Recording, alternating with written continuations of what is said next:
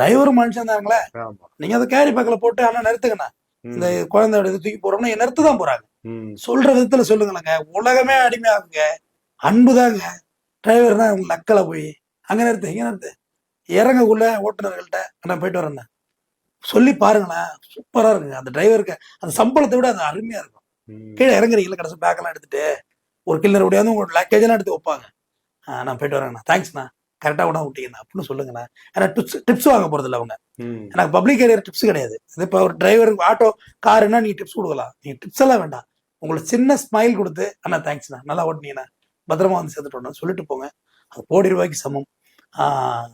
உலகத்தில் ரொம்ப மதிக்கப்பட வேண்டிய ஒரு ஓட்டுநர். ஃபிளைட் ஓட்டுற பைலட்டை மதிக்கிற, ம். கப்பல் ஓட்டுற கேப்டனை மதிக்கிற, ட்ரெயின் ஓட்டுற லோக்கோ பைலட்டை மதிக்கிற, எல்லாருக்கும் பொண்ணு கொடுக்க மாப்பிள்ள பிளைட்ல ஓட்டுறாரு பொண்ணு கொடுப்போம்ல அப்படின்ற, கப்பல்ல ஓட்டுறாரு உன் மர்மம் 6 மாதம் தண்ணிக்குள்ளதான் இருப்பான், கடல்ல போல 6 மாதம் அவன் அந்த கப்பல் திரும்பி வர. ஆமா.